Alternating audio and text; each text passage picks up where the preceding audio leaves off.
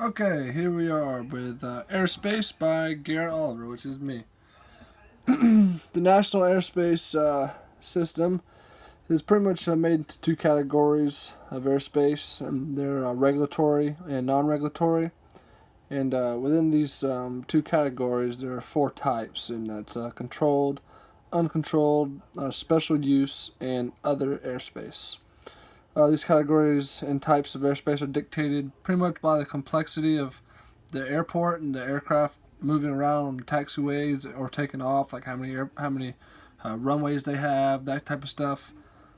um, yeah, the nature of the operations being conducted within the airspace, level of safety required to operate, how many, if they're moving passengers or if they're not moving passengers, if it's a airport of entry or if it's not. Those are things that they look at, and depending on or deciding on whether or not they're controlled or uncontrolled.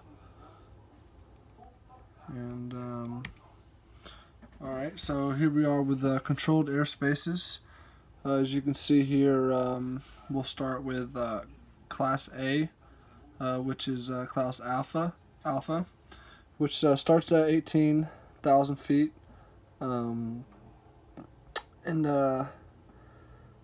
from 18,000 feet above MSL up to and including flight level 600, which is 60,000 feet. It also includes the airspace overlaying the waters within 12 nautical miles of the coast of the continuous 48 United States and Alaska, and pretty much all airspace that's being conducted and in the Class Alpha airspace is all IFR. So there's no really VFR cloud restrictions or visibility restrictions because obviously everybody's in IFR. The next class of airspace we're going to talk about is Class Bravo airspace. Class Bravo airspace is generally airspace from the surface up to 10,000 feet surrounding the nation's busiest airports like Tampa, Orlando, Miami. Those are Class Bravo airspaces above Class Bravo airports. They usually bring in the most passengers, have the most airport operations going on. Let's see. It's if you could see on our depiction here. This is a Class Bravo airport. It looks like an upside down wedding cake, and it consists of a surface area and two or more layers going up, which gives you the resembled wedding cake appearance. And it's designed to contain all published instrument procedures once an aircraft enters the airspace. So you have to have the words from the controller saying you are cleared into the Bravo airspace before you can enter. It is required, and all aircraft that are so cleared by ATC receive separation services within that airspace. All right, next class airspace we're going to talk about is, let's see, Class Charlie airspace. It's generally airspace from the surface to 4,000 feet above an airport elevation surrounding those airports that have about moderate activity at the airport and passengers, maybe some small charter businesses, stuff like that. These are airports like Sarasota, Clearwater. That's a good example. That's pretty local that we can all pretty much know about. And as you can see here on the depiction, it's here. It also kind of looks like a upside down wedding cake with just not as many layers. Because like we said, it doesn't go all the way up to 10,000 feet like Class Bravo does. It only goes up to 4,000 feet. So that's Class Charlie. Okay, here we are back again. Might be having a little different camera angle. I had to switch over to my iPad to record because I'm out of storage on my phone. So Class Delta airports are one like here at Lakeland. Usually go up to averaging around 2,500 feet above airport elevation. Here at Lakeland, it's 2,600. So it falls in parameters. They have anywhere IFR approaches ranging from RNAV approaches to ILS to VORs, stuff like that. So those are the Class Delta airports. As you can see here, it is depicted on the screen. And Class Echo airspace is the last one. Is controlled airspace not classified as A, B, C, or D. A large amount of the airspace over the United States is designated as Class Echo airspace. So as you can see here in our graph, that Echo airspace is everywhere that pretty much there isn't any other airspace. So it is controlled. That's why you can get VFR flight following or IFR, talking to ATC and stuff when you're cruising along, 3,000 feet over the Everglades. It's because you are in Class Echo airspace and it is controlled. Then that brings us to Class Gulf airspace, which is uncontrolled airspace. And uncontrolled airspace, or Class Gulf airspace, is the portion of the airspace that has not been designated to A, B, C, D, or E, therefore designated uncontrolled airspace. That's what they designate it as. It extends from the surface to the base of the overlying Echo airspace. So, as you can see, sometimes the Class Gulf airspace changes. Sometimes it's at 14,500 feet when it's depicted on a chart, and sometimes it goes up to 700 feet. Other times it goes up to 1,200 feet. So it depends. Like here, underneath the Class Bravo, it goes up to 700 feet, and then outside it goes up to 1,200 feet. Same here. Underneath the Class Charlie, underneath the underlying airspace, it only goes up to 700 feet. Everywhere else goes up 1,200 feet unless otherwise depicted. So that is uncontrolled airspace. Then that brings us to special use airspace.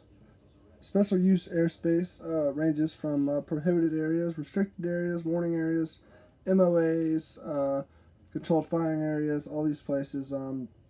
They're just other special use, obviously, airspace.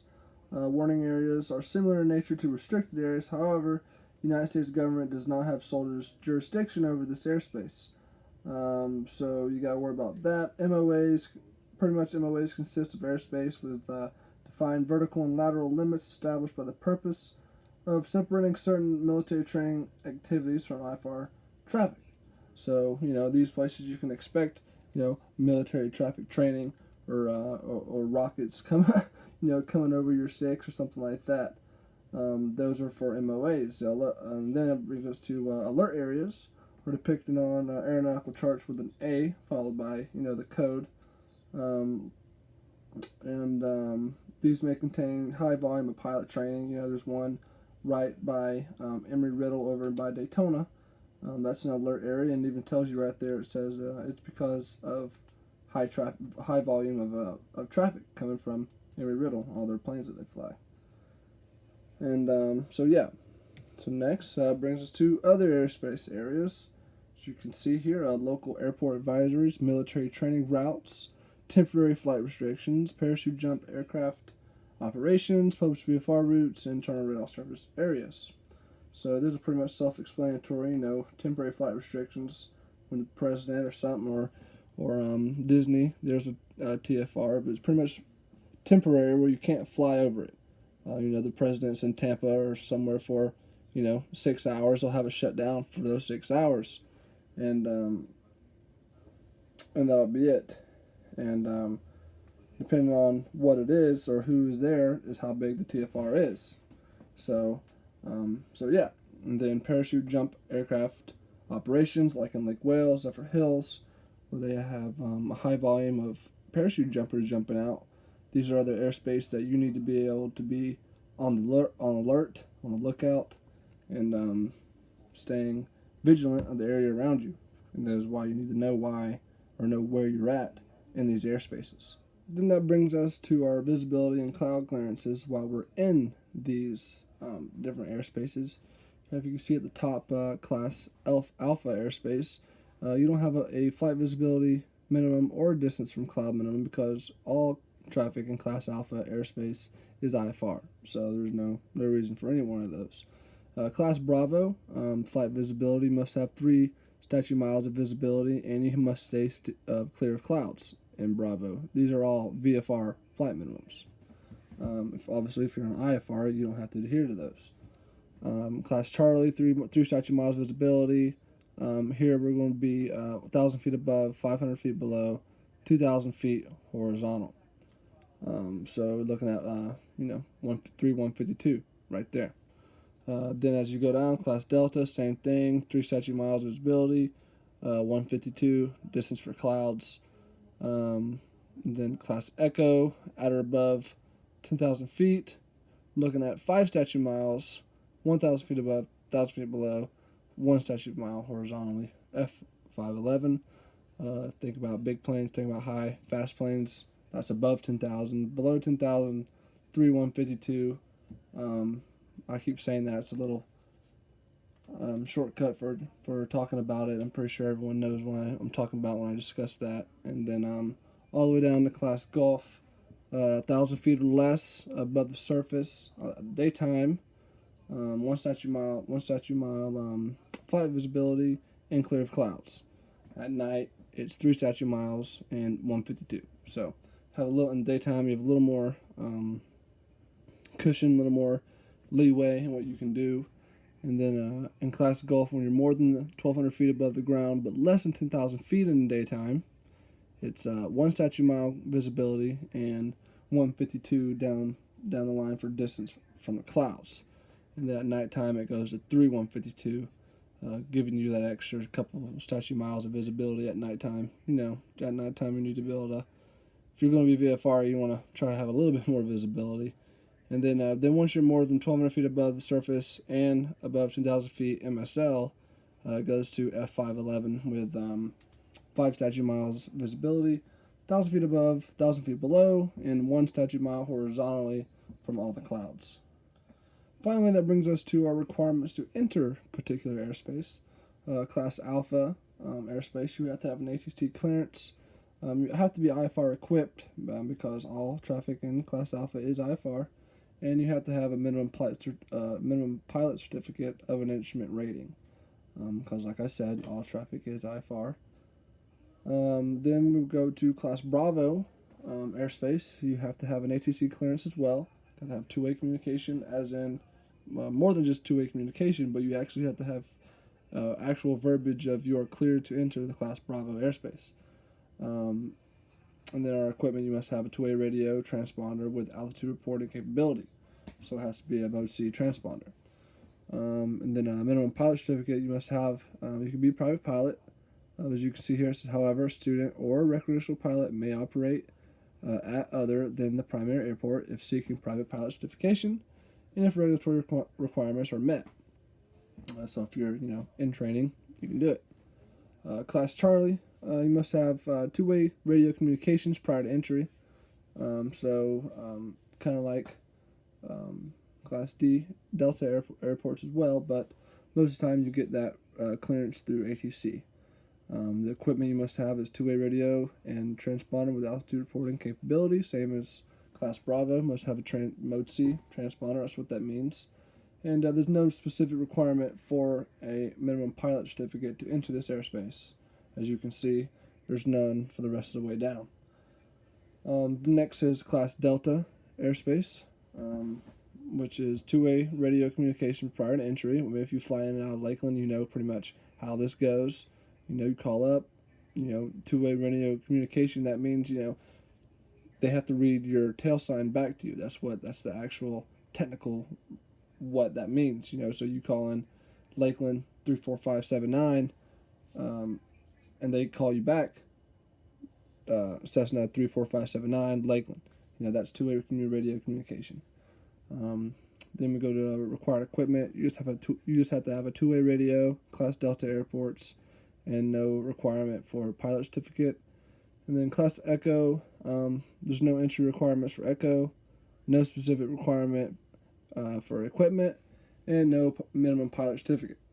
And same thing for Class Golf. As I mentioned earlier, Class Echo is most of the free reign and air out you see in the sky.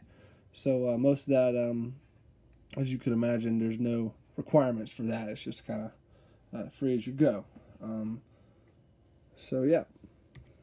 So that's the end of my slide. Thank you for watching Airspace by Garrett Oliver.